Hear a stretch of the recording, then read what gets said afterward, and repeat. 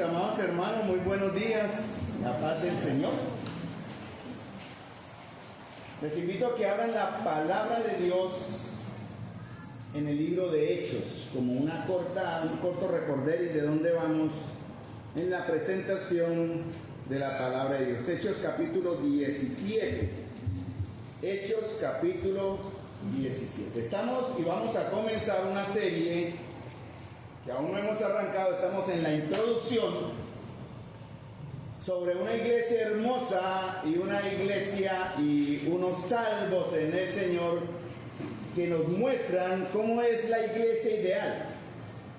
Vamos a empezar a conocer una de las mejores iglesias para mí en el Nuevo Testamento. Es un modelo perfecto de cómo debemos ser como iglesia. Voy a resaltar algunas palabras en el transcurso de mi mensaje para llevarlos en su pensamiento a la centralidad del tema, la cual siempre es el Señor.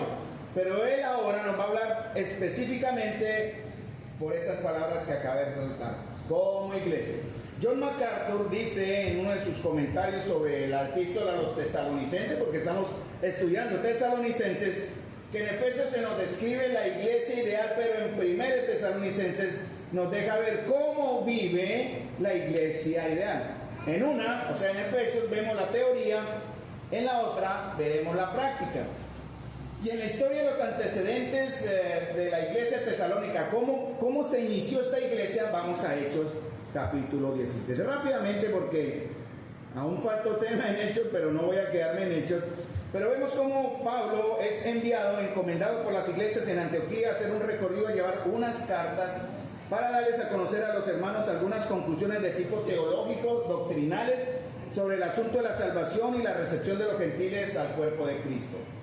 Y Pablo comienza su andar, dice Hechos capítulo 14, versículo 15, arranca de ahí, llega a Jerusalén y dice, adelantándome rápidamente, ellos parten con la encomendación desde Hechos capítulo 15, versículo 22, llega a, después de algunos días Pablo dijo a Bernabé, después que llegaron a Antioquía, y él dice, volvamos a visitar a las iglesias. Bueno, ahí hubo el problema, ¿se acuerdan que hablamos? Hubo un encontronazo entre estos dos siervos de Dios, el uno quería llevar a su sobrino, el otro no lo quería llevar. Bueno, una situación ahí que desbarató el equipo misionero, y Pablo tiene ya con esa carga, y él va avanzando, pues encomienda y encarga también o recibe en el servicio a su compañero ahora llamado Silas, o como está en 1 Tesalonicenses también tiene otro nombre. Silas se menciona aquí en Hechos capítulo 16, ¿no? Entonces, y arranca de aquí y él consigue un joven nuevo, llama a su equipo a un joven llamado Timoteo, y con ellos empieza su caminar a llevar la palabra y llevar el evangelio. Pablo, Silvano y Timoteo, ya los tres conforman este grupo misionero. Pero ellos dicen que después de hacer algunas labores, dicen en capítulo 16 de Hechos, llegan a Frigia y él intenta, y fíjense que aquí comienza la historia prácticamente, él intenta en su buen deseo, porque Pablo es uno de los evangelistas más gloriosos que ha dado la historia del cristianismo. Pablo quiere ir hacia a hablar el evangelio, pero el Espíritu Santo le dice no, le prohíbe. Dice el verso 7, llegaron a Misa e intentaron ir a Bitinia, pero el Espíritu Santo le dijo, tampoco por acá. Asia no estaba en los planes de Dios. Sin embargo, en una visión en Troas, verso 9 de capítulo 16, Pablo en un sueño, o seguramente en su oración personal, recibe un mensaje de Dios donde le dice, vaya a Tesalónica, por medio de un varón que le dice, ven aquí y ayúdanos. Y cuando Pablo vio la visión enseguida, procuró, se alistó, no esperó, no se quedó orando, sino avanzó y arrancó en obediencia al Señor a más de 800 kilómetros que tenía que andar por mar también para llegar al otro extremo del mar Egeo, porque él estaba en la zona de Asia, tenía que cruzar el mar hacia el frente a la zona de Macedonia y llega a la primera ciudad que es Filipos. Ahí vamos, ¿cierto? Quedamos en Filipos y él comienza a enseñar la palabra en Filipos. Él tenía una costumbre muy buena, muy interesante, que era donde él iba, él no preguntaba dónde estaban los hoteles de la ciudad. Él no decía dónde está el hotel para quedarme, él decía dónde está la sinagoga. Y a la primera oportunidad él iba a la sinagoga, abría la escritura y mostraba a Cristo. Esa era su forma de ser. Y él hace eso en Filipos. ¿Qué pasó en Filipo? Rechazo completo, lo azotaron, ¿se acuerdan? Que le dieron 40 azotes menos uno con una vara, según el castigo que permitía la ley judía, no el romano, que era mucho más duro y como para muerte. El de los judíos era humillarlo, ¿no? Lo desnudaron con Silas frente a la multitud y lo azotaron con varas. Lo mandan a la cárcel, al fondo y al hueco. Y él, en lugar de estar renegando y quejándose y condoliéndose de sus heridas, ¿qué hace él? ¿Qué estaban haciendo con Silas? Pero a medianoche, verso 25 de Hechos 16, orando Pablo y Silas cantaban himnos a Dios. ¿Quién de nosotros haría eso? Seríamos los primeros en quejarnos. Ay, ¿yo por qué me vine acá? ¿Quién me trajo acá? Y todo golpeado, dolorido y amoratado. Pero ellos, en lugar de quejarse, dan gloria a Dios. Y a través de eso llega el hombre, el carcelero, y se convierte. Aquí vamos, ¿no? Se convierte. Encuentra aquí ya los primeros frutos de la provincia de Macedonia con la conversión de Lidia y el carcelero. Sin embargo, ellos son sacados de ahí y los expulsan de la ciudad. Ahora Hechos capítulo 17. ¿Listo? Ahí quedamos hace 2 sábados. Y él parte hacia la próxima ciudad después de Filipo, llamada Tesalónica, la protagonista de nuestra historia. Tesalónica. 160 kilómetros a pie, una semana de camino, hermanos, adoloridos, golpeados. Tenían que cruzar por la zona de la costa, más o menos, y llegar allá. No era una zona segura, ellos iban por la carretera principal, era una carretera llamada Antonia, de más de 800 kilómetros que unió Europa y Asia. Muy bien pavimentada. Los romanos fueron buenos arquitectos y buenos diseñadores de vías. Ellos conectaban el imperio con cantidad de caminos bien pavimentados, bien empedrados, y la gente llegaba rápido a sus lugares de destino, y por ahí se movía el comercio. Pero Pablo y Silas llegan entonces, dice Hechos capítulo 17. Ahora sí vamos a Hechos 17 y abran sus Biblias en 1 Tesalonicenses. Ahí vamos a hablar hoy en la voluntad de Dios. ¿Listos? Entonces, listo, llega todo adolorido, una semana de andar cansado, pero ¿cómo venía él? Gozoso, ¿verdad? Alegre de haber sufrido por causa del Señor, ¿cierto? No quejoso. Y dice, pasando por Anfípolis y Apolonia, llegaron a Tesalónica, donde había una sinagoga de los judíos. ¿Y qué hace él? En lugar de ir a descansar, estamos muy golpeados, Silas, y estamos muy golpeados acá con... Bueno, fueron ellos dos. Timoteo no fue castigado, no fue azotado, pero le dice a Silvano, el nombre de Silas, descansemos, hermano, porque verdad son una semana de caminar. Pero no, hermanos, dice, y habiendo llegado en ello, ¿qué hace Pablo?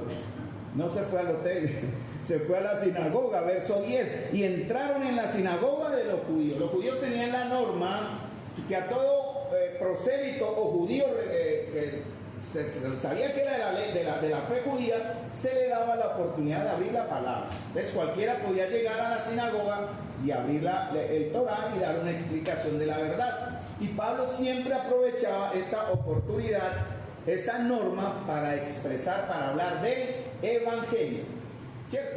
Entonces miren lo que empieza a dar los primeros principios. Escuchen, hermanos, porque aquí vamos a empezar a hablar de qué es lo que compone una buena iglesia. No la iglesia de emociones, no la iglesia de prosperidad, no la iglesia de promesas falsas, no la iglesia centrada en todo menos el Evangelio. Y Pablo dice, verso 11, cuando él empieza a llegar, y esto, no estoy leyendo en el verso 11, no, en 17.1. Dice, y por 3 días, Pablo dice, como acostumbraba, fue a ellos, y por 3 días de reposo discutió con ellos, declarando y exponiendo por medio de las Escrituras que era necesario que el Cristo padeciese y resucitase de los muertos, y que Jesús, a quien yo os anuncio, decía él, es el Cristo. Hoy venimos también a presentar a Jesús.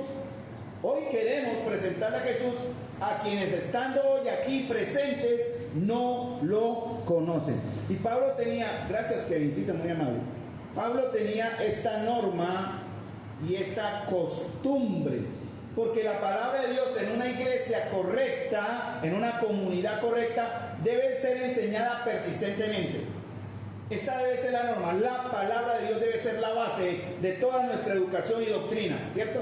Y Pablo, como acostumbraba, era algo que él ya se había organizado. Siempre que voy a la sinagoga, como es nuestra costumbre, hermanos, en la fe, ¿Cómo trabajamos nosotros ese aspecto de ser instrumentos de Dios para hablar del Evangelio? Aprovechamos tiempo y fuera de tiempo, aprovechamos en nuestro trabajo, en el estudio, en nuestro hogar, para exponer el Evangelio.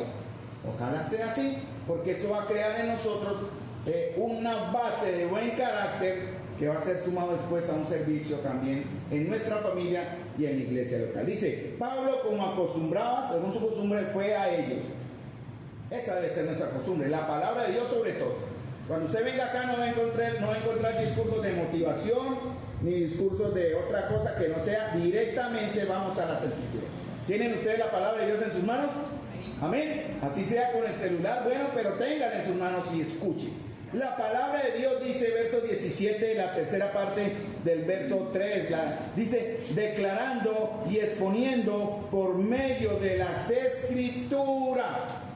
O sea, Pablo tenía esa norma de presentar claramente a Cristo.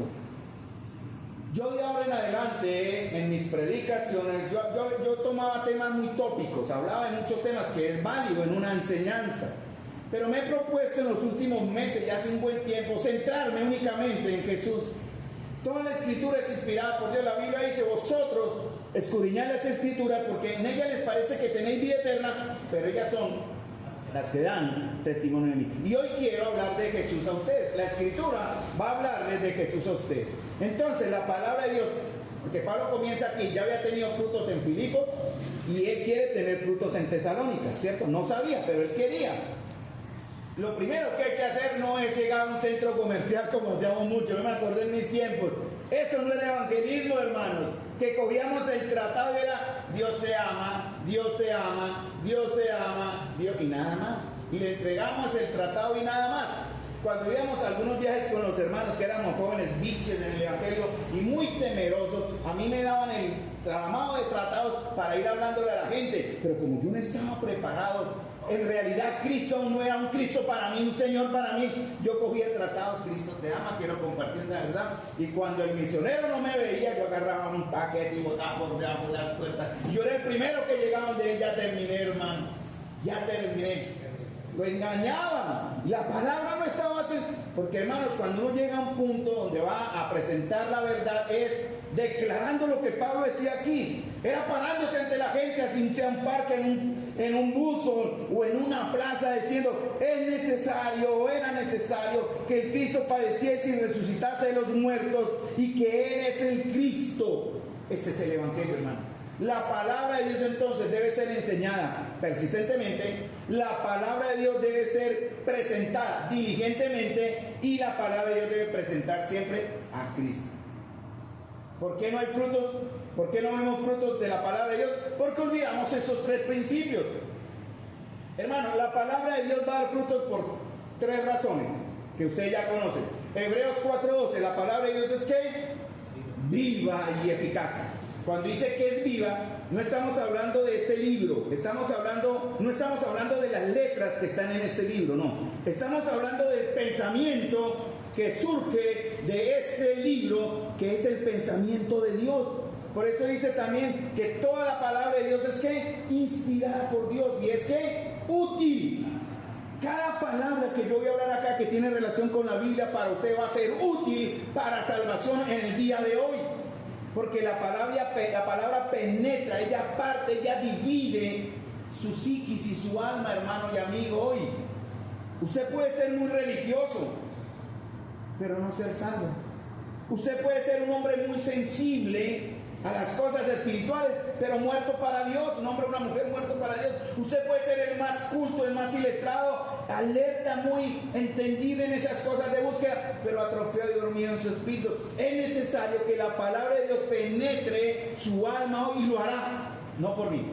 Y lo hará, y lo estará haciendo hoy, no por mí, sino por la obra de aquel que también cantamos en esta alabanza preciosa. Yo no sabía que los chicos la tenían preparada, y tiene que ver con lo que vamos a hablar hoy. Yo sé que el Señor está guiando eso. Cuando ellos me dijeron, entonces dije, gloria a Dios, porque tiene que ver con lo que vamos a hablar en contados momentos. La palabra de Dios es viva y eficaz. Amén. Amén, hermanos. Amén, hermanos. Eso, hermanos. Y la palabra de Dios es inspirada por Dios. Amén. No es cualquier libro religioso no es una serie de pensamientos filosóficos de hombres espiritualmente elevados a un nivel humanamente mejor que muchos otros. No, no, es la palabra de Dios inspirada. Y algo más. 1 Pedro 1:23, siendo renacido no de simiente corruptible, sino incorruptible por la palabra de Dios que vive y permanece para siempre.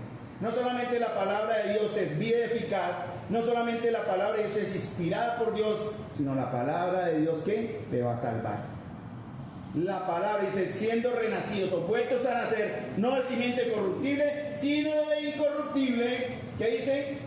Por medio de la palabra que vive y permanece para siempre. Amén. Y Pablo enseña, y cuando se enseña la palabra de Dios, hermanos, tiene que haber un resultado. Sí o sí tiene que haber un efecto. Versículo, versículo 4. ¿Qué sucedió ahí? Hubo unos convertidos. Hubo unos convertidos. Ya vamos para allá. Pero vamos ahora a 1 Tesalonicenses, mis queridos hermanos. Ahí vamos a arrancar. Hoy vamos a ver solo el verso 1. Y el verso 1, si no me alcanza el tiempo, es para 2 mensajes. Solo el verso 1. Voy a tratar de dejarlo en estos 45 minutos, extendible a 50 de mi tiempo, para la gloria de Dios. Yo solo pienso en el Señor. Yo no pienso en sus comodidades, hermanos. Yo no estoy pensando en sus compromisos ahora. Yo estoy pensando en el Señor. Y si estoy aquí para declarar la palabra, se la quiero declarar completa. Pero vamos a ser también sabios y respetuosos y vamos a ver cómo redimimos el tiempo. Solo la primera parte de la carta de los Tesalonicenses, verso 1. ¿Listo? ¿Y cómo comienza? Comienza con el saludo, ¿cierto? Vamos a ver 4 puntos a través de este verso 1. 4 puntos o 4 subdivisiones para que ustedes como que memoricen en su mente y la tengan ahí. 4 puntos. Vamos a ver si lo logramos. Yo sé que sí, pero hay tantas cosas maravillosas que no sé ni por dónde arrancar, pero que el Señor me sabrá guiar, porque de igual manera eso es para la gloria de Dios. Entonces comienza con verso 1, Pablo, Silvano y Timoteo, los autores de la carta y el saludo inicial. Pablo, Silvano y Timoteo. La iglesia es de Dios y está en Dios, es el título de mi mensaje ahora. ¿Y qué tiene que ver? Miren, la humildad del siervo y el trabajo en equipo, un liderazgo correcto con llamado y carácter. Porque la iglesia que se empieza a formar, yo no digo por la nuestra que lleva años de estar creciendo y madurando en cierta manera, hablo por los de Tesalonicenses, comenzaba primero con la buena palabra de Dios. Y después de que tienen la palabra de Dios, necesitan ellos un liderazgo, ¿verdad?, que les enseñe sobre la palabra de Dios, el liderazgo correcto, ¿no? Cuando vemos la historia en Hechos, que comienza hablando del autor de Hechos es Lucas. Lucas habla en primera persona cuando reciben la visión del varón de Macedonia. Lucas dice partimos y avanzamos, y en Hechos él dice que ellos llegaron. Siempre habla en primera persona, pero cuando comienza a hablar de Tesalónica ya no habla Lucas, ya no habla en primera persona, ya habla de ellos, dando a entender en cierta forma que alguien se quedó en Filipos cuidando a los hermanos recién convertidos en Filipos. Es posible que haya sido Lucas, porque ya no habla en primera persona, ya habla de ellos o de los que están allá, y damos a entender por eso. En Filipos quedó, seguramente, es una deducción lógica que podemos sacar de acá, Lucas. Pero en la iglesia de Tesalónica se necesitaba entonces un liderazgo.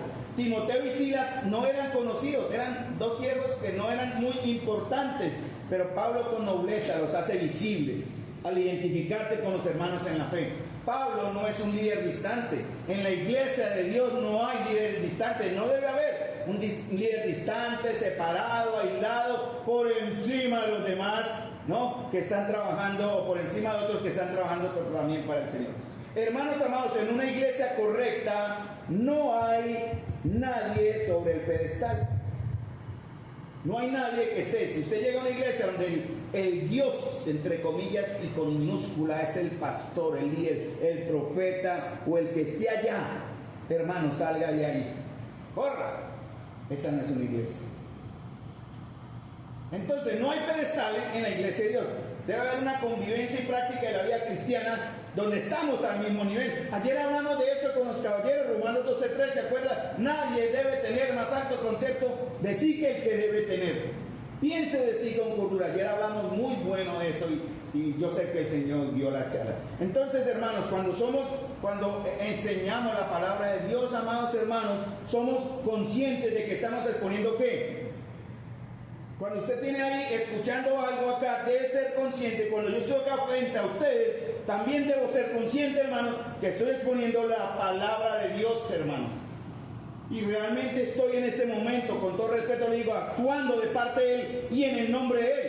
Esta debe ser nuestra actitud. Para mí, enseñarles aquí no es una vergüenza. Para mí, compartir con ustedes no es una carga. Para mí, no es una imposición, pero sí es una responsabilidad que adquiero con temor y reverencia. Dios espera entonces líderes que sirvan al pueblo de Dios y que estén llamados también todos de manera unánime y conjunta. Dos aspectos que ya vimos en enseñanzas pasadas: llamamiento y carácter. ¿Listo? Hay una introducción cortica de quienes comenzaron la iglesia en Tesalónica, ¿cierto? ¿Recuerden quién? Pablo, díganme, Silvano, que se llama Silas, y Timoteo. Esos tres. Todos en un solo equipo. Aunque Pablo era el más importante, ¿no? Entonces eso genera una primera enseñanza. Voy a subir aquí porque mi tomate hacia abajo, no sé si... Muy bien. Segundo punto. Muy bien. El primer punto era la humildad del siervo y el trabajo en equipo, ¿cierto? Ahí vemos. Segundo punto. ¿Dónde creen que está ustedes el segundo punto? Los decretos y el plan de Dios en el tiempo correcto. Porque Pablo dice, Pablo, Silvano y Timoteo, segundo punto, Alá. Eso es nada más. A la iglesia de los tesalonicenses. O sea, tenía un destinatario, ¿cierto? La palabra de Dios es útil en todo momento y en todo tiempo. Si pudiésemos cambiar los destinatarios de los tesalonicenses, ¿a quién pondríamos? A nosotros. Igual, es actual. La palabra de Dios dice que es solo para allá. Eso es solo para allá, no para mí. Se les decía a ellos, pero no a mí, ¿no, hermano? Entonces, en el momento, en el transcurso del mensaje, vayan pensando que el Señor también nos habla. A la iglesia de los de Santa María. Y el Señor nos va a mostrar a través de esto, a la iglesia de los tesalonicenses, que los decretos y los planes de Él son en el tiempo correcto. Él se dirige a destinatarios específicos, porque la palabra de Dios siempre es específica. Ella jamás ocultará el pecado, jamás disminuirá el pecado. Al pecado, pecado. Y al que pecó, pecó. La palabra iglesia, porque ahí dice Pablo, a la iglesia. ¿Ustedes saben lo que significa la palabra iglesia? Alce la mano si sabe, solo si sabe, no me digan. ¿Sabe lo que significa la palabra iglesia? Alce la mano, solamente 1, 2, 3. Bueno, 3 no más. A los demás les vamos a enseñar. La palabra iglesia nos recuerda, hermano, miren, el privilegio, escuchen bien, que tenemos de parte de Dios de estar unidos a Cristo, o de haber sido unidos a Cristo en el momento de haber creído. Romanos 12, 4 al 5 dice, escuchen, si usted no tiene agilidad en buscar en la palabra, oiga, que la palabra es igual de efectiva si se la digo y usted la oye. Y la voy a leer en la Nueva Traducción Viviente, más bien voy a leer en la Nueva Traducción Viviente. Así como nuestro cuerpo tiene muchas partes y cada parte tiene una función específica, el cuerpo de Cristo también. Nosotros somos las diversas partes de un solo cuerpo y nos pertenecemos, escuchen, los unos a los otros. Pablo quiere enseñar y resaltar el concepto de ser muchos, como aquí, somos muchos, pero también que somos una unidad, pero que también individualmente somos y nos pertenecemos. Esta verdad es visible, o sea, esto que Pablo enseña solo se puede ver cuando nos relacionamos con personas de carne y hueso. Es un concepto que se forma en la mente, pero se tiene que mostrar de manera visible. Cuando nos reunimos con personas de carne y hueso en una membresía, cuando somos y formamos parte de una iglesia local, es fácil para muchos decir, yo soy cristiano, pero yo no me reúno en ningún lado. Incluso hay muchos que dicen que están con nosotros y no se reúnen porque piensan así. Es como si le dijera al Señor, bueno, Señor, me gusta la iglesia, pero no amo a su esposa. ¿Me entienden el ejemplo? Porque la iglesia es la esposa de Cristo. Efesios capítulo 5. Si yo fuera por la calle andando de pronto en algún momento alguien me insulta a mi esposa, ¿qué haría usted? Si fuera su esposa, ¿o qué haría yo? ¿Salir corriendo? No, ¿verdad? ¿Usted qué haría? Uy, pero no, rápido, ¿qué harían? Defenderla, ¿no? Eso es tan natural, es como inmediato, defenderla. Y muchos cristianos dicen, yo soy cristiano, pero no me gusta la iglesia. Es lo mismo, es como decir, Señor, soy creyente, pero no me gusta su esposa, en cierta forma. Y eso al Señor le ofende. Entonces, cuando como iglesia, hermanos, nos congregamos como hoy, en el día del Señor, para adorarle y escuchar su palabra, hermanos, estamos mostrando este concepto de Pablo de que somos muchos. Ayer hablamos de eso, ¿no? El cuerpo que funciona. Dimos buenos ejemplos, ¿cierto? De la patita, el bracito, así como el que si no funciona el bracito, ¿qué pasa con el otro bracito? Y cosas así. Y estamos aprendiendo con los caballeros ese concepto. Somos un cuerpo, diferentes personas, pero somos parte de una iglesia que es del Señor. Ahora, la pregunta es, ¿sí entienden esto, hermanos? Espero que sí. Que este tema no sea harto y uy, qué aburrimiento, hermano, porque no hablo de otra cosa. Es que yo estoy hablando de la palabra de Dios, hermano. Me disculpa mucho si usted está de pronto pensando así. Dios lo perdone. Pero entendamos, hermanos, seguramente no todos lo van a hacer. No todos hemos aprendido, mire, hermanos, a ver la iglesia con los mismos ojos que el Señor la ve. Eso es lo que tenemos que aprender. Porque al no hacerlo, esto hace que muchos vean a la iglesia no como una bendición, sino como un estorbo. Ay, ahora tengo que ir a la iglesia. Es que si no voy al culto, allá me tienen entre ojos. Ay, que si no el gordito, allá el hermanito. Ay, que hermano, es que usted no ha entendido que venir a la comunión del pueblo de Dios es un regalo, una bendición que debemos mostrarle a la vez en gratitud, manifestarle al Señor. Yo vengo de una iglesia que generó en mí muchos prejuicios, malos prejuicios, por años, casi, desde los 15 hasta los 30, prácticamente 15 años, ¿sí? 18 a 30. Me reuní en una iglesia que me generó muchos prejuicios. No era una iglesia ideal. Gracias a Dios están cambiando mucho, pero el Señor me trajo acá y le doy gracias al Señor. Porque por estos años aquí en Santa María aprendí que mi perspectiva de la iglesia, hermanos, no debe ser determinada por mi experiencia, sino por lo que Dios revela en su palabra. Si usted va a una iglesia, quiere buscar una iglesia perfecta, no la encuentra. Usted va a buscar una iglesia en donde no haya problemas, no la encuentra. Quiere buscar una comunidad donde no haya dolor, no la encuentra. Y en cierta manera y con respeto digo, quiere buscar una asamblea donde no encuentre pecado, tampoco la encuentra. Imposible. Pero yo tengo que basarme en lo que la Escritura dice. ¿Qué dice la palabra? Que la iglesia, escuchen, es el centro mismo del corazón de Dios. Él se ha unido a la iglesia por medio de Cristo. Tiene planes eternos de redención para nosotros. Romanos capítulo 8 y otros textos de la Biblia. ¿Por qué es tan especial la iglesia, hermanos? ¿Cómo la llama el Señor allá en Efesios 5:25, 5:23 al 25? ¿Cómo la llama? Mi esposa. ¿Cómo la llama en Cantares? Mi amada. ¿Cómo dice en otras partes? Dice, eres la niña de mis ojos. ¿Cierto, hermanos? La iglesia es vista de la misma forma. Entonces Pablo, rápidamente en la historia de Tesalónica, vuelve a tener problemas, lo vuelven a golpear y él sale a esa Berea, porque se formó un escándalo ahí por los ricos y los de aquellos que se convirtieron. Y se convirtieron, ¿cuántos? No fueron muchos, fueron poquitos, pero ahí se inició la iglesia. Pablo nunca persiguió al Señor. ¿Él a quién perseguía? ¿Cómo se convirtió Pablo? ¿Se acuerdan? Él perseguía a los cristianos, ¿cierto? En Hechos 9:4, bueno, borré el texto, pero dice que él asolaba la iglesia. Él metía a los hermanos a la cárcel. Él fue testigo de la muerte de uno a pedrada llamado Esteban. Pablo tuvo como propósito azotar la iglesia y celosamente la perseguía. La iglesia es el grupo de los cristianos, los de ese camino, como se llamaban, que enseñaban a un Cristo. Y Pablo arranca a Damasco a capturar a unos y en el camino tiene una visión gloriosa. Y Jesús le dice, ¿y por qué le dice Jesús? Saulo, Saulo, ¿qué dice? Pero él estaba persiguiendo a Cristo, ¿no? Él estaba persiguiendo a los cristianos. Y aunque Pablo no le estaba persiguiendo directamente a él, escuchen, hermanos, Pablo tuvo que entender que perseguir a la iglesia, escuchen estos principios, que perseguir a la iglesia, atacar a la iglesia o hacerle daño a la iglesia es perseguir, atacar o hacerle daño a Cristo mismo, ya sea dentro de la misma iglesia o de afuera hacia acá. Miren el modelo, Efesios 5:25. Maridos, amad a vuestras mujeres. ¿Qué me completa el texto? A ver, varones. Maridos, amad a vuestras mujeres.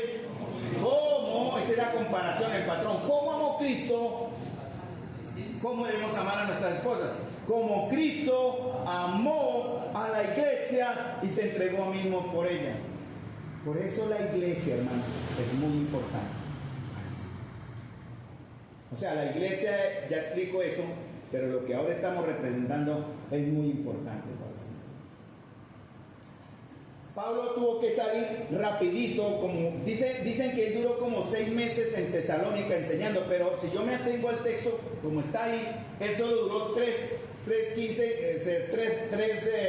sábados, hay 3 días de reposo, ¿no? O sea, serían 45 días, ¿cierto? Casi un mes, nada más, enseñando. Hubo convertidos, pero hubo el problema con aquellos que se convirtieron y Pablo tuvo que salir,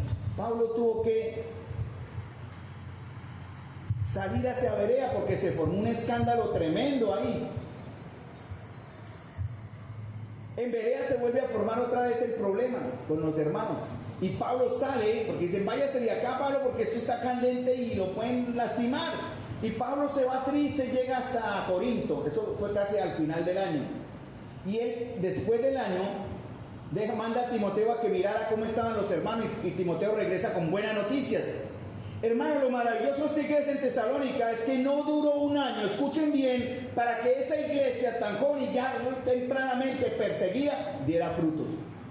Porque Pablo al año de iniciar la iglesia en Tesalónica les escribe esta carta que vamos a empezar a estudiar. Al año, esa iglesia, o más bien los que componían ese grupo, estaban dando resultados para el Señor. Eso debería avergonzarnos, hermanos. Eso debería traer a nosotros pena y dolor. Varones y varonas, valga la palabra, o mujeres, porque la palabra varonas se dice en la Biblia, mujeres y hombres, con años de estar acá, pero ni un solo fruto para el Señor.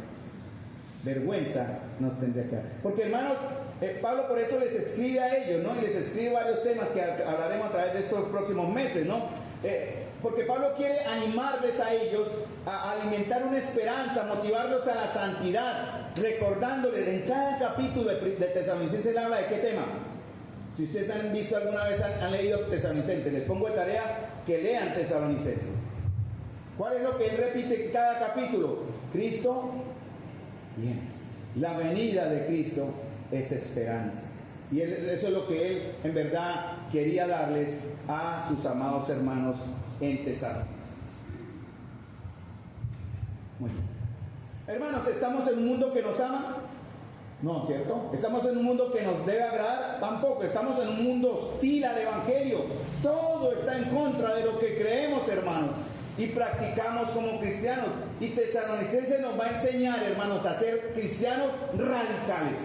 De verdad cristianos radicales, dispuestos incluso a morir al primer intento o a la primera oportunidad.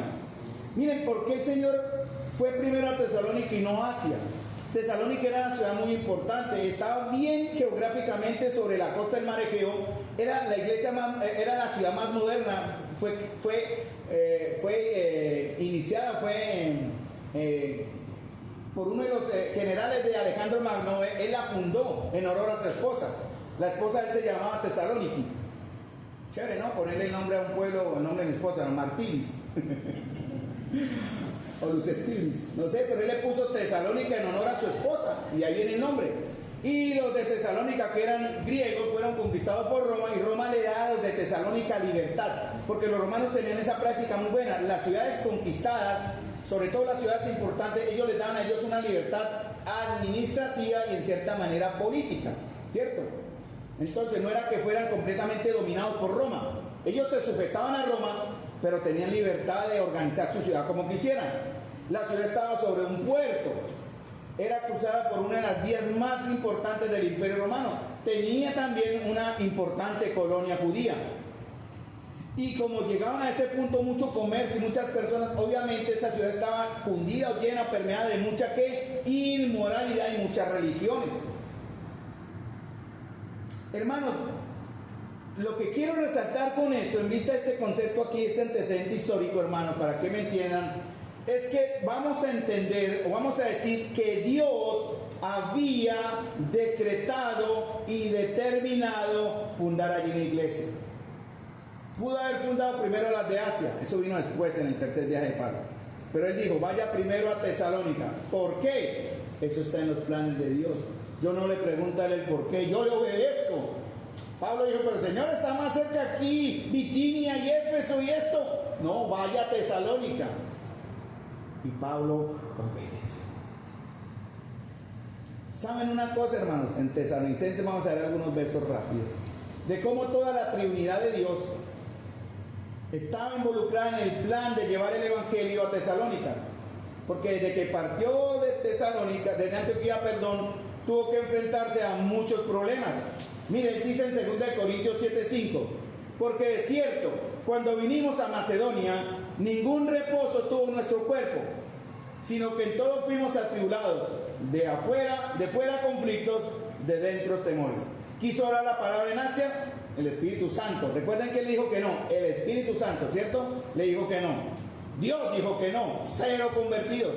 Intentó ir a Bitinia, pero fue impedido por el Espíritu Santo. Pero en la versión nueva Biblia latinoamericana, en la versión Reina Valera, dice que fue impedido por el Espíritu de Dios o por el Espíritu Santo. Vamos a Hechos rápidamente porque quiero recalcar eso rapidito, para que me gusta ir a la escritura.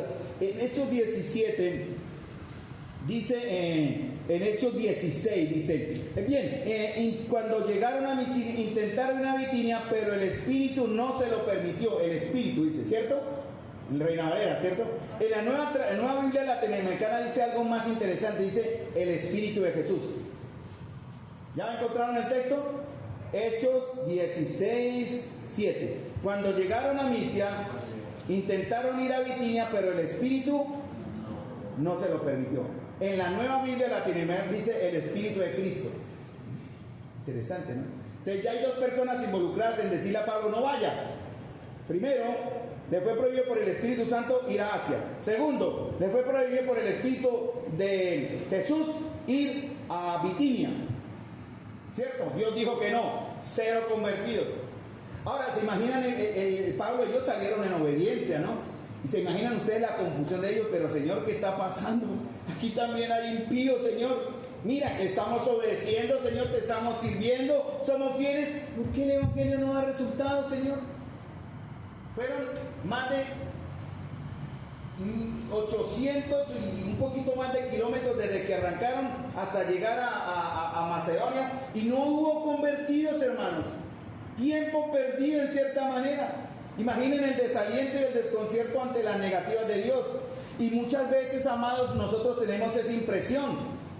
Un largo camino, nada vemos en nuestra vida, nada está pasando, solo que Dios nos está diciendo a todo que no. Hermanos, y quiero recordarles una verdad, muchas veces no ver la obra de Dios no significa que Él no esté orando. Significa que no somos capaces de entender, de percibir que esos obstáculos de parte de Dios tienen un propósito. Pablo intentó en un lado, la puerta se le cerró. Vamos al otro, la puerta se le cerró. Al fin llega a Macedonia después de la revelación en Troas. Porque él recibe de parte de Dios. Porque ahí está la otra persona, ¿cierto? Listo. En Hechos 16:6 fue prohibido por el Espíritu Santo, ¿cierto? En Hechos 16:7 le fue prohibido por el Espíritu de Cristo, ¿cierto? Y en versículo 10, cuando vio la visión, enseguida procuramos partir para Macedonia, dando por cierto que ¿quién?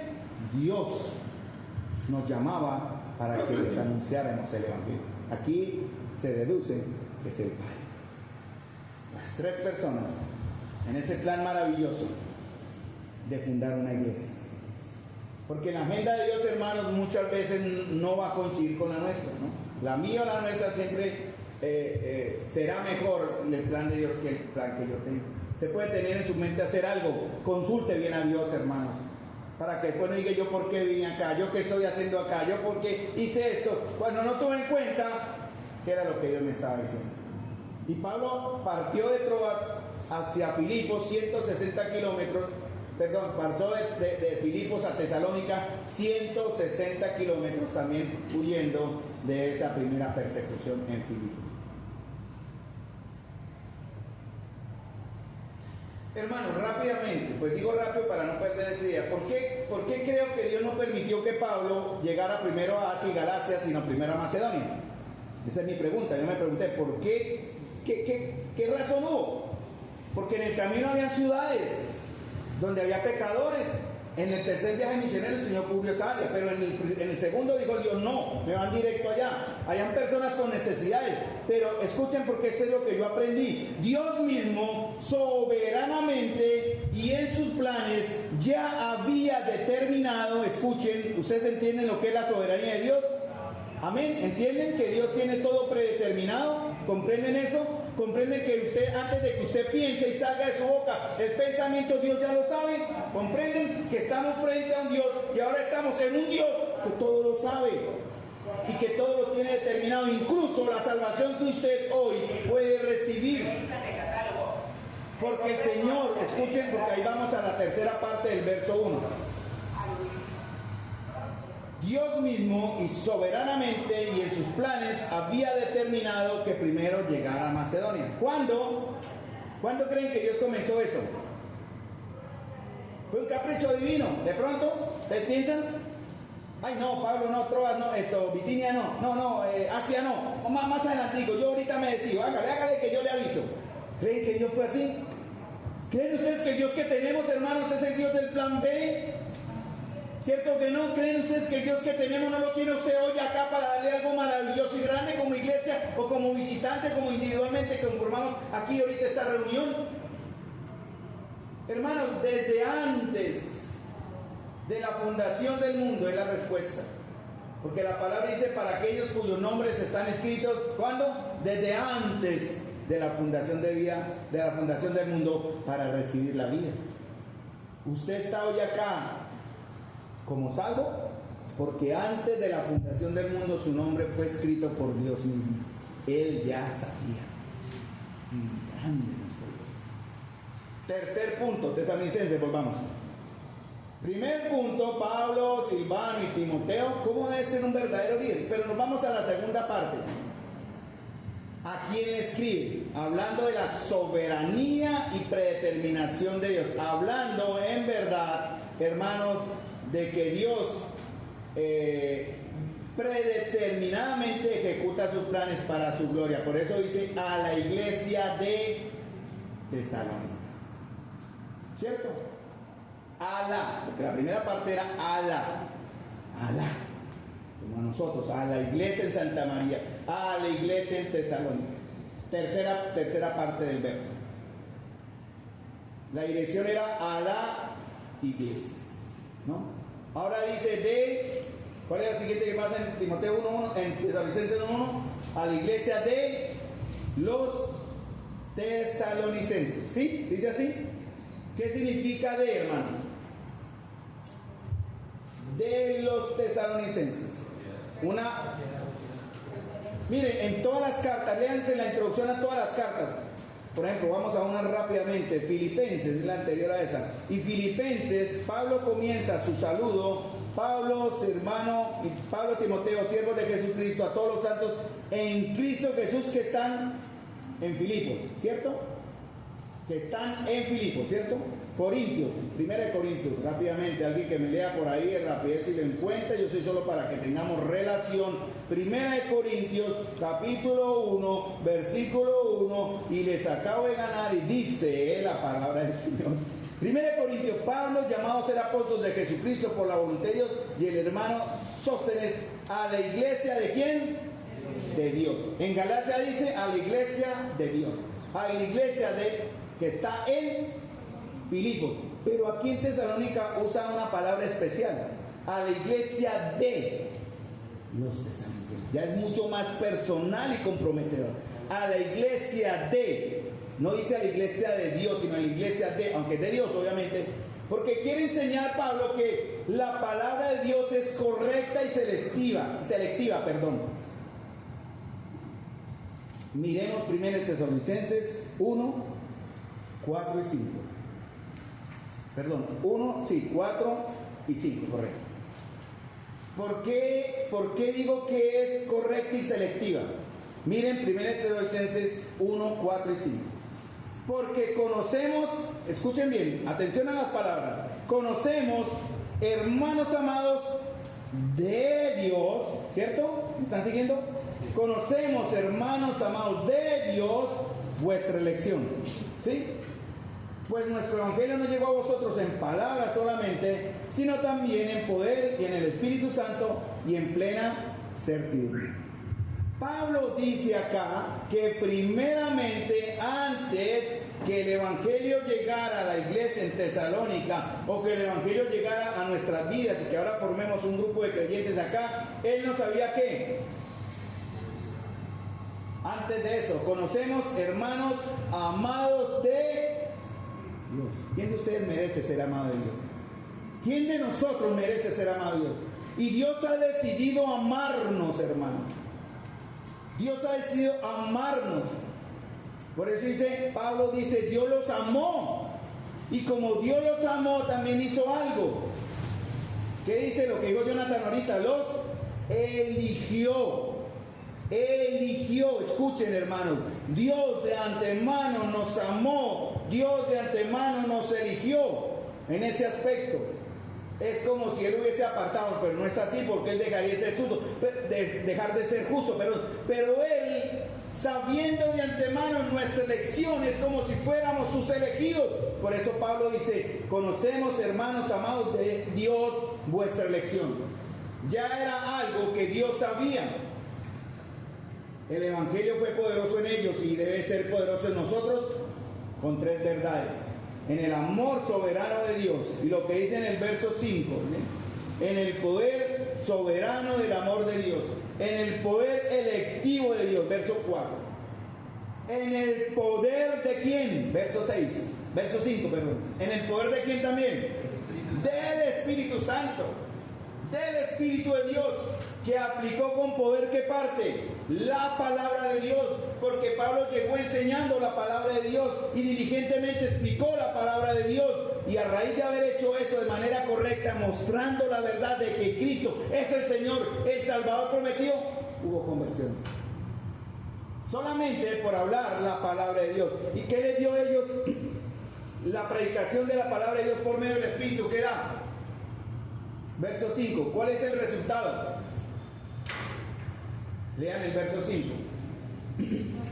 Primero verso 4. ¿Cuál dijo, hermana? Por ahí lo dijeron, díganlo más fuerte. Convicción, hermanos. Certidumbre. La iglesia de Dios se compone de personas seguras de lo que tenemos. Por eso dice, nosotros esperamos nuestra esperanza, algo que no vemos pero que será realidad pronto. Hermanos, porque los que estamos aquí reunidos debe estar convencido y en plena certidumbre, hermanos. Dios nos ha escogido desde el principio para salvación. Eso es convicción. 1 Tesalonicenses 2:13. Miren lo que Pablo vuelve a recordar en el mismo libro. En segunda Tesalonicenses 2:13, Pablo le recuerda esa misma verdad. Miren lo que él dice. Segunda 2:13. Pero nosotros, ¿ya? ¿Tienen ahí listos? Sí. Debemos dar siempre gracias a Dios respecto a vosotros, hermanos. ¿Qué?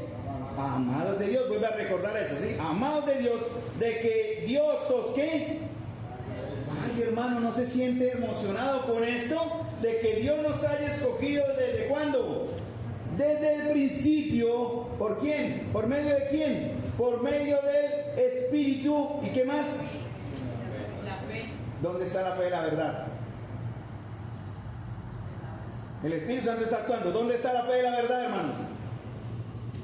La palabra que tienen en sus manos es la fe de la verdad. Es lo que está usando el Espíritu Santo para convencer al mundo de pecado, de justicia y juicio. Usted no se va a levantar algún día de la noche a la mañana con una voz que le decía: arrepiéntase, conviértase porque están muertos en delitos. No, Usted tuvo que haberlo conocido de algo, eso a través del pensamiento de Dios que está en la Escritura. Hermanos, esto que les acabo de decir, de que Dios nos amó anticipadamente, que Dios en cierta manera nos haya escogido para mostrarnos la salvación que Él ya sabía predeterminadamente que íbamos a recibir, ¿cierto? Mediante la santificación por el Espíritu y el poder en la verdad, que es la palabra. Hermanos, podemos decir esto de cualquier iglesia verdadera en el mundo, porque la iglesia, hermanos, se encuentra en el centro de los planes de Dios. ¿Cómo llegó el Evangelio a nosotros? Si les pidieran un recuento de la historia local, de la iglesia local, algunos saben la historia de cómo llegó el Evangelio. Bueno, podríamos empezar desde mucho antes. ¿Cómo llegó el Evangelio a Colombia en la época de la colonia? No vamos a entrar ahí, sería muy extenso. ¿Cómo llegó el Evangelio a Colombia en tiempos de la independencia y de la República? En el año 1853 la primera constitución permitió el derecho a culto, a libertad de culto. Y a partir de 1890 llegó el primer misionero americano, que era adventista a propósito, a la ciudad de Bogotá. Pero vamos a ser más específicos, hermanos. Cada iglesia local tiene su historia. Y todos los elementos, escuchen bien, si ustedes analizan los elementos de la historia de cómo crecimos, cómo somos ahora una comunidad aquí en Bucaramanga, aquí en este barrio, vamos a entender que fueron gobernados por Dios, hermanos, conforme a sus decretos soberanos. ¿Sí me entienden? Los que conocemos la historia de Santa María, vamos a empezar a darnos cuenta. Yo me di cuenta, echando mente hacia atrás, uy, el Señor cómo movió las cosas. Mire el Señor lo que trabajó, mire el Señor lo que permitió, mire cómo estamos hoy. Él permitió y dio que en los años 70 llegaran equipos de jóvenes misioneros a la ciudad de Bogotá a compartir Biblias y a compartir también y a presentar un ministerio de cursos por correspondencia de la Biblia de manera personal y en la casa llamado Cursos Emaús. Mi padre fue uno que recibió una boletica de una invitación de haga el curso Emaús. No recibió el curso, solo la invitación. Y él conocía a un señor llamado Lidio Cárdenas, hermano en Cristo, que ya está en su presencia, que ella había hecho esos cursos e invitó a mi papá a los cursos. Y a través de los cursos mi papá conoció al Señor. Y a través del Señor, de los cursos de Emaús que mi papá conoció, me llevó a mí. Y ahí viene la historia, más de manera personal, ¿no? A través de estos famosos cursos, bueno, una manera pudo haber usado otros, muchos fueron salvos y comenzó el primer establecimiento de iglesias en casa y el crecimiento de los hermanos fue tan grande que ya fue necesario un lugar más amplio e incluso Dios, hermanos, en nuestra historia, escuchen, los que conocemos la historia, lo más antiguo de esta iglesia, permitió dolorosas divisiones para que de manera soberana y amorosa se estableciera aquí, en el lado sur, en este lugar, una iglesia que sería, está y será y seguirá siendo luz en medio de las tinieblas. En la obra del Señor, hermanos, esta es la razón del crecimiento, la exposición de la palabra, declarando, explicando con evidencia las Escrituras. Miren lo que dice la palabra explicando, que aparece en Hechos, cuando Pablo se presenta, ¿se acuerdan? Que Pablo empezó declarando y explicando las Escrituras. ¿Sí? No vamos a Hechos porque nos alargamos. Exponiendo la verdad, presentando evidencia, esta palabra explicando aparece en Lucas 24, 27. ¿Conocen la historia de Lucas 24, 27? ¿Alguno la ha escuchado? Es la historia de los discípulos que iban a Emaús. Yo me sentí muy identificado con esto. Y el Señor ahí usa la palabra explicando, aparece en Lucas 24, 27. Cristo les abrió el entendimiento para que esos discípulos comprendieran las Escrituras, para que comprendieran todo lo que decían de Él, de Moisés, los profetas, de los salvos. Dice, explicando y presentando evidencia de que era necesario que el Cristo padeciera y resucitase entre los muertos. Sí conocemos la historia, ¿cierto? ¿Qué sucedió? Ellos lo invitaron porque él hizo como que iba más adelante. Él le dijo, quédese con nosotros. Y partieron el pan, primer día, porque él se les apareció después de ese día de la resurrección, del sábado descanso, perdón. Y ellos se sientan a partir el pan en la cena del Señor. Cuando él parte el pan, ellos entendieron. Y en el momento, hermano, en que ellos entendieron, Cristo desapareció de su presencia. Porque eso era lo que el Señor quería, que ellos entendieran, que sus ojos fuesen abiertos. Y ellos dicen en Lucas 24, 31, entonces se les abrieron los ojos, su corazón fue abierto y le reconocieron, tuvieron convicción, pero él desapareció de su vista. se dijeron unos a otros, miren hermanos, les pregunto si eso está pasando hoy ahora aquí. Ellos dijeron, ¿no estaba ardiendo nuestro corazón dentro de nosotros cuando Él nos hablaba en el camino? Hermanos, ¿arde su corazón ahora?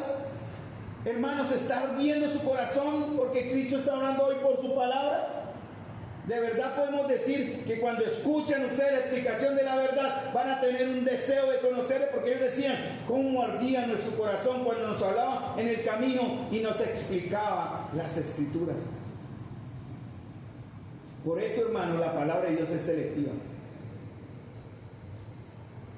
En Hechos, lo leo yo, escuchen, Pablo expone la verdad, ¿no? Eso es, ¿no? Era necesario que Cristo padeciese y resucitase a los muertos, y que Jesús, a quien yo os anuncio, decía él, es el Cristo. Y la respuesta fue, verso 4, ¿y cuántos? Algunos de ellos creyeron. Hermanos, no todos creyeron, fue un pequeño grupo. ¿Qué hicieron estos algunitos que creyeron? Se reunieron y se juntaron con Pablo y Silas. Después dice que también creyeron algunos griegos piadosos y mujeres nobles, incluso mujeres de posición social fuerte, que ayudó después a que el Evangelio fuese presentado con más libertad en cierta manera. Las hermanas son muy importantes, sobre todo las hermanas de plata. No, mentira. Aquí eran mujeres nobles, tal vez esposas de gobernantes o de gente con buena posición en la política, en la sociedad de Tesalónica, y eso ayudó. La palabra dice acá que solo algunos creyeron, y cuando dice se juntaron, escuchen esta palabra, es muy interesante, se unieron. El ideal, la palabra en griego dice apegarse. ¿Sí me entienden la idea? Ellos creyeron y de una vez se juntaron o se apegaron ¿a quién? A Pablo. Solo aparece esta vez aquí, esta palabra solo aparece aquí en esto. También otra idea de la palabra en griego es fueron asignados, como decir a alguien le digo, usted se me va para allá. Y en realidad el origen de la palabra, la primera raíz de esa palabra, juntaron, es esa. Fueron asignados por alguien. En este caso, ¿por quién? Por Dios. Hermanos, ustedes fueron asignados por Dios para estar acá. Por eso ustedes están hoy acá. Y por eso son parte de una membresía llamada Iglesia, comunidad local llamada Santa María, con la responsabilidad y el compromiso de crecer aquí localmente para la gloria del Señor como iglesia. También habían otros, ¿no? Hubo algunos que creyeron, ¿cierto? Y también dice, verso 6, hubo otros que ¿qué? Que no creyeron. Ahora aquí podríamos hacer la diferencia, ¿cierto? Y aquí los que están presentes, ¿cuántos creen? Y de aquí los que están presentes, ¿cuántos no creen? Porque también hay. ¿Y cómo se vio que habían los que no creían? ¿Qué habían ellos? Celos, ociosidad, mal corazón, violencia y alborotadores. Pablo y Pedro muchas veces avisaron que en la iglesia estas clases de personas se meterían en la iglesia. Hay que identificarlos, hermanos. Hay que señalarlos y no juntarse con ellos. Y si es posible, porque eso no es lo que dice la Biblia, sino se sigue un proceso, sacarlos. Porque esta iglesia, hermana, esta comunión viene y tiene que ser llamada a la santidad y al respeto al Señor. ¿Saben por qué ellos se alborotaron contra Pablo y Silas, los que no creyeron? Miren la acusación que está en el verso 7. A los cuales Jasón ha recibido, y todos estos contravienen los decretos del César, diciendo que hay otro rey, Jesús. Pero la predicación de Pablo no era eso. En el caso dice que Jesús es el Cristo, sí, es cierto, ahí habla del señorío. Pero estos que no creyeron sí lo entendieron, hermanos. Este nos está enseñando a buscar a otro Dios, a otro rey. Nosotros solo seguimos a César. Hermanos, cuando el Rey Jesús llega a un lugar, como ha llegado acá, hace dos cosas, él trastorna las cosas. O hay algunos que se rinden a su autoridad, y hay algunos que se rebelan contra su autoridad. Porque esos que se rebelaron entendieron que Jesús no era solamente un salvador, sino que exigía también la otra parte. Hermano, esto es parte del tema y fue lo que cantamos también. Un salvador que perdonaba pecados, sino el mismo Rey y Señor, hermanos. Que muchos de ustedes, tal vez todos, algunos, no vamos a decir todos, que hoy que se dicen cristianos acá, no lo han entendido aún. ¿Por qué Él no solamente vino a ser el Salvador, sino Rey? Ambas cosas tienen que ir ligadas, hermanos. Mire su vida. En estos últimos minutos, si me lo permiten, mire su vida, hermano. Y usted puede decir que es salvo, incluso decir, va al cielo, mis pecados son perdonados y todo eso. Pero si Jesús no es su Señor, hermanos, yo, Carlos, y basado por la Escritura, pongo en duda su salvación. Solo analice su vida. Jesús tiene que ser para usted, ¿qué? Salvador y Señor. Por eso su nombre es Jesucristo. ¿Qué significa Jesús? Salvador. ¿Qué significa Cristo? Señor. Hermanos, es Cristo su Señor, su Salvador primero y su Salvador. ¿Cuál debe ser en orden? Salvador y Señor. ¿En cuál reino está usted hoy, hermanos? ¿En cuál reino estamos? El Señor Jesús dijo, porque cuando estamos en un reino quiere decir que seguimos un rey, ¿cierto? ¿Sí es verdad? Si Jesús es nuestro Salvador y además es nuestro rey, tiene que serlo, debe serlo y hay que hacerlo. Jesús dice, si fuerais de este mundo, el mundo amaría lo suyo. Pero porque no sois del mundo, antes yo os elegí el mundo, por eso el mundo os aborrece. Si Cristo no es nuestro rey, tampoco es nuestro Salvador. Son dos cosas inseparables, no pueden ser la una sin la otra. No tiene que ver con perfección, aclaro, ¿no? No tiene que ver que no pequemos, ¿no? Tampoco. Estamos en un proceso diario de crecer, esa es nuestra realidad. Tiene que ver con rendición, hermanos, porque debemos entregarnos de qué manera, cada domingo, cada jueves, cada cuánto nos debemos entregar al Señor. Cada vez que usted abra sus ojos, Señor, aquí estoy, ¿qué quieres que haga, Señor? Debemos entregarnos a Él continuamente, hermanos, en su autoridad como Rey de Reyes y Señor de Señores.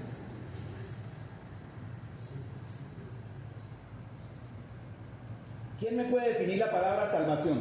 Rápidamente, ¿qué es salvación? ¿Qué es salvación? ¿Alguno me puede definir?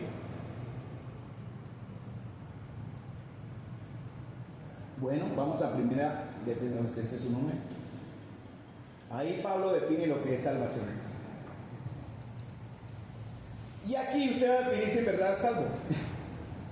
No me pudieron dar la definición tal vez porque se confundieron, tal vez porque, bueno, no lo había pensado, oiga, ¿qué es salvación? O tal vez porque no son salvos. Primera de Tesalonicenses 1:9 nos dice que es salvación. La iglesia en Tesalónica en menos de un año empezó a dar resultados. Enviaban misioneros a otros a hablar del Evangelio. En menos de un año. Quisieron ofrendarle a Pablo también cuando estuvo en problemas y a las iglesias en la calle y toda esa sección. En menos de un año, larguito un año. Fue cortico. Y miren en 1 Tesalonicenses 1:9. Porque ellos... ¿Quiénes son ellos, hermanos? ¿Quiénes son los ellos de que Pablo habla acá? Porque ellos mismos cuentan de nosotros la manera en que nos recibiste. ¿Quiénes son ellos? Él está hablando de los de Tesalónica, o sea, no pueden ser los de Tesalónica. Él habla de otros. Porque ellos mismos cuentan de nosotros la manera en que nos recibisteis. ¿Quiénes son ellos? La iglesia tiene que dar un testimonio, hermanos. ¿Cuántos de los de ellos nos conocen a nosotros? ¿Cuántos de los de afuera pueden dar testimonio a nosotros? ¿Cuántos de ellos pueden decir lo siguiente, que van a mostrar que somos salvos? Miren lo que dice Pablo. Y ellos mismos, los de afuera, no los de Tesalónica, cuentan de nosotros la manera en que nos recibisteis y que, cómo os convertisteis. ¿Cuál es esa palabra? Conversión se llama arrepentimiento. ¿Cómo cambiaron sus vidas? Eso es conversión. ¿Cómo cambiaron sus vidas de qué? De los ídolos a Dios. ¿Cierto? ¿Cómo? Es la razón, la manera. Un efecto, se convirtieron en arrepentimiento y cambio de vida de una cosa horrible y pecaminosa, en este caso, de los ídolos a Dios. ¿Para qué? ¿Cuál era la razón de la conversión de ellos? Se convirtieron y ¿qué hicieron? Servir. Salvador y Señor. Eso es salvación, hermano. ¿Sí me entienden, hermano?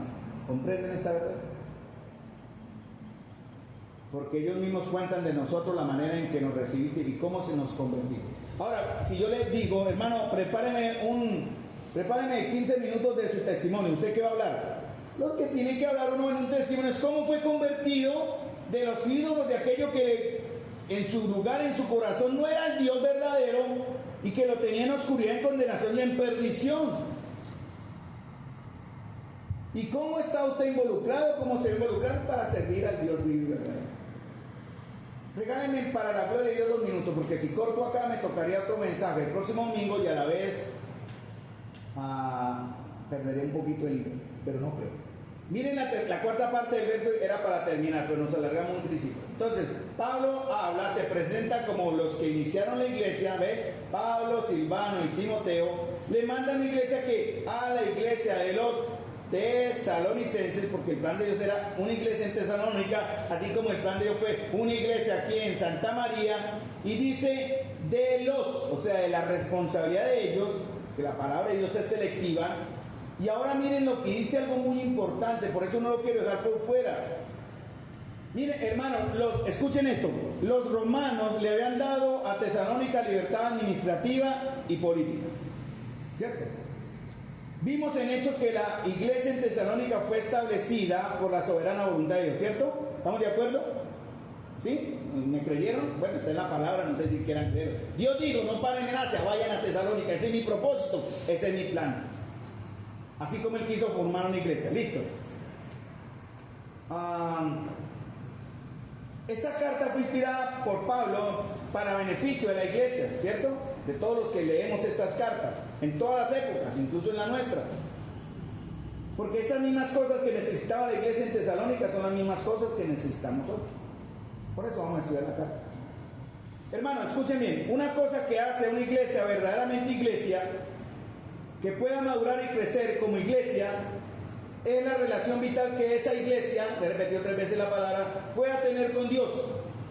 ¿De qué manera podemos tener una relación vital con Dios para crecer, para ser, verdaderamente una iglesia, para crecer y madurar como iglesia y para tener una comunión con Dios como iglesia?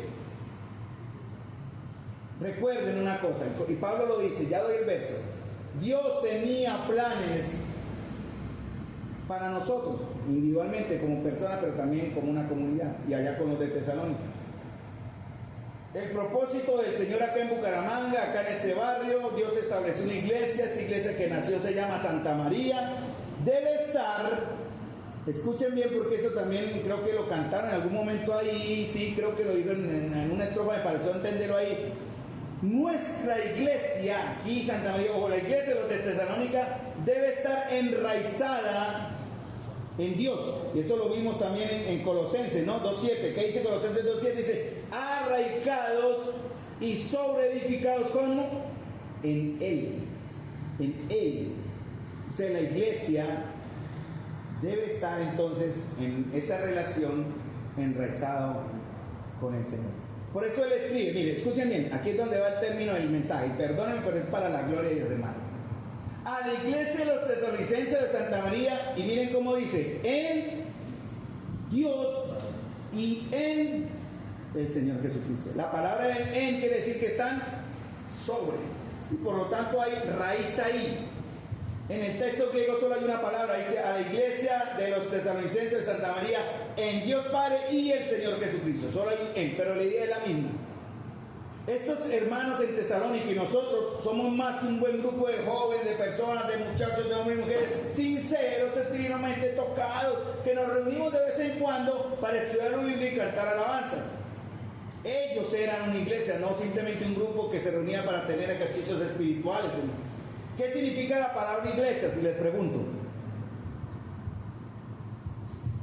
Cuando en Tesalónica, que tenían libertad administrativa y política, necesitaban arreglar asuntos de la misma ciudad, convocaban a una asamblea.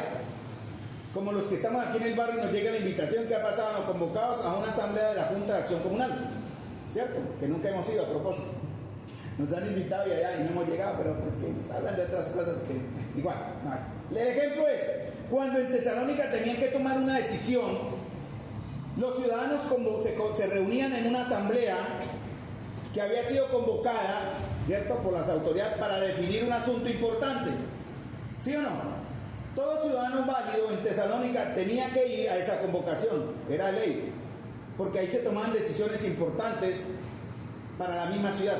¿Quién convocaba las reuniones en Tesalónica? Las autoridades administrativas y políticas. Y reunían a todos en un foro y decían, tenemos que ver si subimos impuestos. ¿Cuántos están de acuerdo? Todos, no, sí. Pero había una...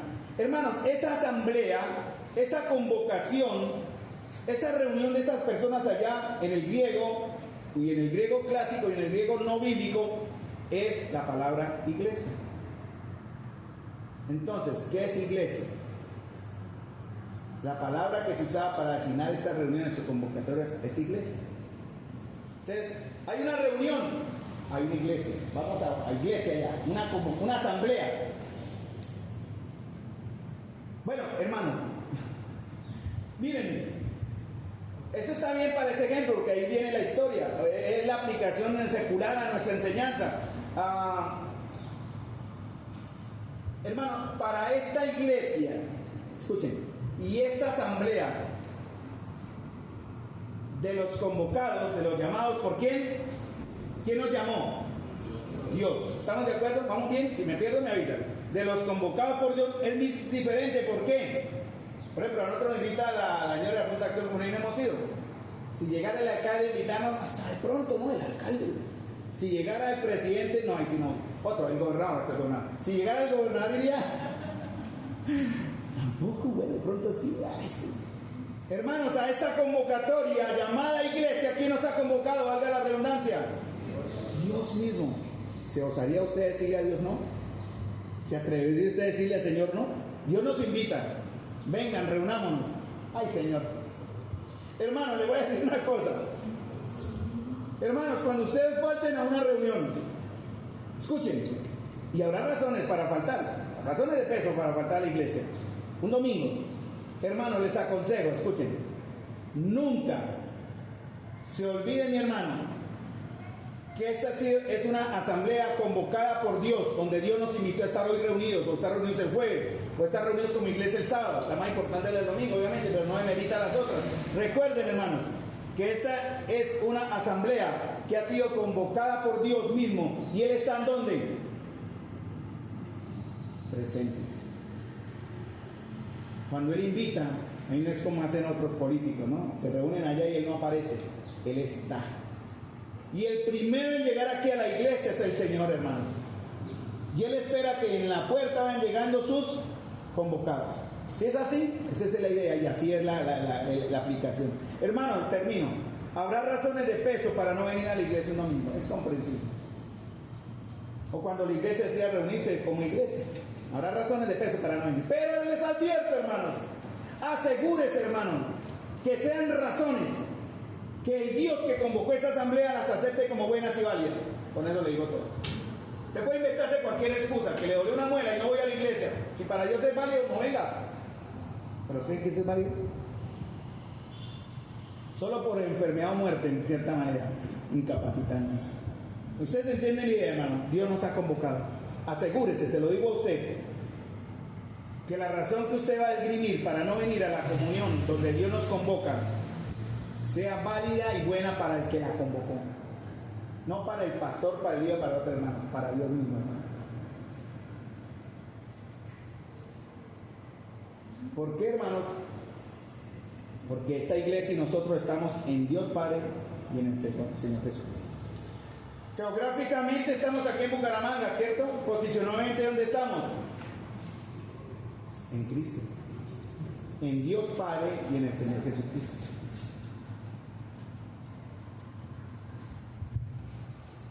Vamos a parar porque igual el tiempo, pero habrá tiempo de terminar la idea. La iglesia, hermanos, tiene un dueño. Y en Efesios dice, la cual amó y que se entregó a sí mismo por él. ¿Quién es el dueño de esta iglesia? De esta convocatoria asamblea de los salvos. ¿Quién es? Dios mismo. Por eso es que Él nos hace completos en Él. La iglesia encuentra su vida en Dios. Y es lo que hace que una iglesia sea iglesia, hermanos. Nosotros estamos ahora unidos por la fe en Cristo, hermanos. Unidos por la fe en Cristo. Por eso Pablo dice, terminando, Pablo, Silvano y Timoteo a la iglesia de Santa María, en Dios Padre y en Él, Señor Jesucristo. Por eso Él necesita, exige, pide, hermano. ¿Por qué no lo va a hacer? Si Él murió por nosotros, hermano. Él pagó el precio. Él tiene el derecho, hermanos, a esperar de nosotros que lo aceptemos como Rey. Porque le pertenece, Él la compró. Colosenses 3:3 dice, escuchen, y está final. En Cristo estamos unidos por la fe. En Cristo estamos unidos por la fe a Pablo. Ustedes han muerto, Pablo dice en Colosenses 3:3, ustedes han muerto. Y esta vida y su verdadera vida está escondida con Cristo, ¿cómo dice? En Dios.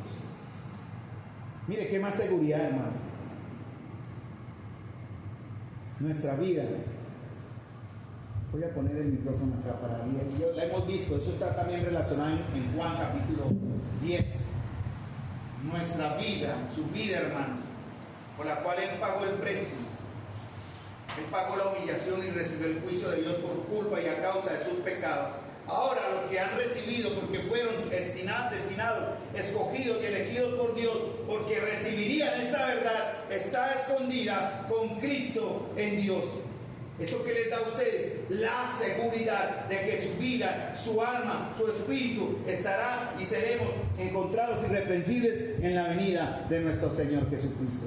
Porque nuestra vida ahora está escondida con Cristo en Dios Padre y en el Señor Jesucristo, hermanos. Por eso es un privilegio ser parte de la iglesia. Por eso tenemos que buscar esa conexión entre Dios y la iglesia. Nada es más importante que la iglesia, hermanos. Tribulaciones, pruebas. Eso es lo que hace a la iglesia tan especial, hermanos. Los que formamos parte de la iglesia, de esta reunión de convocados, no estoy hablando nada. Aquí está en la verdad de Dios, hermanos. Somos miembros, dice también, miembros de qué? De la familia de Dios. Por eso un miembro de la familia de Dios, un verdadero miembro, no se pierde. Y un verdadero miembro de Dios persiste. Y un verdadero miembro de Dios se arrepiente. Y un verdadero miembro de Dios se restaura. Y un verdadero miembro de Dios no juega con el pecado. Y un verdadero miembro de Dios o parte de Dios, de la familia de Dios que está en Dios, tiene al Señor Jesús como su Señor y su Salvador. Padre Celestial, Señor, tú sabes, Señor, tú aplicarás tu verdad, Señor.